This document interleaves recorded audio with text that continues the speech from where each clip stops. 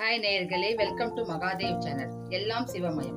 இன்னைக்கு நான் பார்க்க போறது, இன்னைக்கு உங்களுக்கு சொல்ல போறது வெங்காய தொகையல். ரசத்துக்கு வெங்காய தொகையல் ரொம்ப நல்லா இருக்கும். ஜுரம் வந்தா வெங்காய தொகையல், ரசம் தொட்டுக்க வெங்காய தொகையல் சாப்பிட்டா ரொம்ப நல்லா இருக்கும்.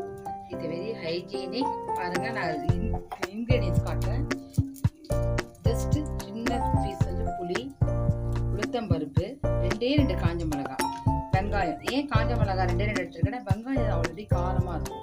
அதனால பசங்க சாப்பிட்றதால காரம் கம்மி பண்ணிடுங்க. சில பேர் காரம் அதிகமாக வேணும், ஜுரம் வாய்க்கு ரொம்ப கசப்பா இருக்குன்னா இன்னொரு மிளகாய், அது உங்களோட விருப்பம்.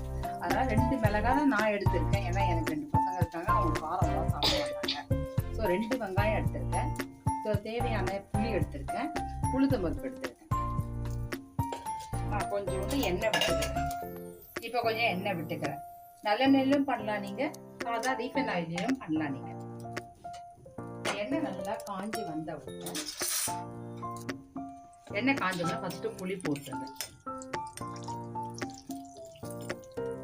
அந்த புளி வந்து நல்லா எண்ணெயில போட்டா நம்மளுக்கு வந்து ஆக்சுவலா புளி வந்து ரொம்ப சேர்த்துக்க கூடாது. பிளட் சர்க்குலேஷன் கம்மியாகும். புளியை நான் கொஞ்சமாக தான் எடுத்திருக்கேன். ஆனால் எண்ணெயில் நல்லா நீங்கள் பெரட்டி எடுத்துருங்க, அந்த வாசனையாக இருக்கும் அந்த ஃப்ளேவரு. அதுக்கப்புறமா உளுத்தம்பருப்பு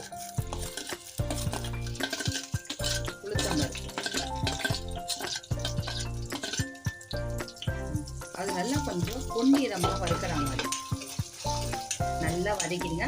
கூட கட்டி பெருங்காயம் கொஞ்சம் சேர்த்துருக்கேன். உங்கள் வீட்டில் கட்டி பெருங்காயம் இல்லைன்னா தூள் பெருங்காயம். ஆனால் ரொம்ப ரொம்ப ஹைஜீனிக்காக இருக்கிறது கட்டி பெருங்காயம். கட்டி பெருங்காயம் ரொம்ப நல்லா இருக்கும். நீங்கள் சப்போஸ் வேலைக்கு போகிறவங்க அப்படின்னா நீங்கள் கட்டி பெருங்காயத்தை நல்லா கரெக்டாக கத்திரி போகிறவால குட்டி குட்டியாக கட் பண்ணி கூட நீங்கள் வச்சுக்கலாம். அதனால் நல்லா செகப்பாக வறுத்துருங்க. நீங்கள் அந்த உளுத்தம் பருப்பை நீங்கள் நல்லா செகப்பாக வறுத்துருங்க.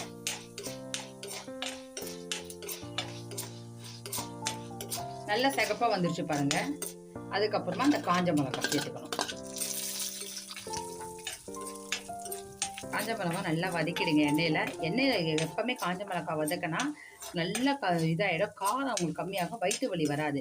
எப்பவுமே பச்சை காஞ்ச மிளகாய் போட்டிங்கன்னா நல்ல கொஞ்சம் வயிறு வலிக்கும். அல்சர் இருக்கவங்கெல்லாம் சாப்பிட வேண்டாம்.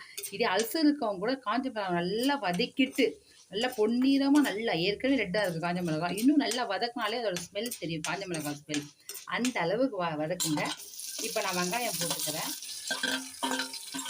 இந்த வெங்காயம் ஆக்சுவலாக வந்து பச்சை ஸ்மெல் போகிற அளவுக்கு வருகணும். அதனால தான் இந்த வெங்காய தொகையிலுக்கு. ஆக்சுவலாக இட்லிக்கெல்லாம் பாருங்கள், வெங்காய தொகையெல்லாம் கொஞ்சம் ராவாக இருக்கும் வெங்காயம் ஸ்மெல்லு. ஆனால் அந்த தொகையில் வந்து ராவாக வெங்காய ஸ்மெல் இருக்கிறது நல்லா இருக்காது. ஏன்னா நம்ம வந்து ரசத்துக்கு தொட்டுருக்கிறதால ஜுரம் வரவங்களுக்குலாம் அந்த வெங்காய வாசம் நல்லா வதக்கினா எண்ணெயில் சுருண்ட வதக்கணும். அந்த கண்ணாடி பதம் சொல்கிறாங்கல்ல, அது மாதிரி கிளாஸ் இதுவாக தெரியும் உங்களுக்கு, டிரான்ஸ்பேரண்ட் கிளாஸாக தெரியும். அது அந்த ஆனியனோட வதக்கிற ஸ்டார்ட் பண்ணுறது. ஸோ நீங்கள் அதை விட கொஞ்சம் நல்லா சுருங்கணும் வெங்காயம். இப்போ நான் 2 வெங்காயம் போட்டேன் பாருங்கள், இவ்வளோ இருக்கிற இல்லை, அவ்வளோதான். நல்லா வதக்கிட்டேன் பாருங்கள், நல்லா சுருண்டுச்சு பாருங்கள் வெங்காயம். பாருங்கள் நான் ஃபஸ்ட்டு எப்படி பண்ணேன், இப்போ எப்படி இருக்குது பாருங்கள் வெங்காயம் நல்லா. இதுதாங்க அந்த ஸ்டேஜ், பக்குவ ஸ்டேஜ். அதுக்கப்புறம் கொஞ்சம் நேரம் நம்ம ஆற விட்டுடலாம். ஜஸ்ட் ஒரு ஃபியூ மினிட்ஸில் போட்டு மிக்சியில் போட்டு நம்ம கிரைண்ட் பண்ணிட்டு வந்துடுறோம். நான் தேவையான அளவு உப்பு ஆட் பண்ணிக்கோங்க. இதை ஃபேன் காற்றுல ஆற வச்சுருக்கேங்க.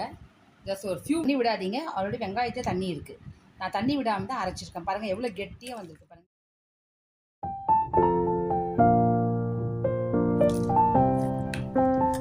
உங்களுக்கு பிடிச்சிருந்தா இந்த சேனலை சப்ஸ்கிரைப் பண்ணுங்கள். எல்லாம் சிவமயம்.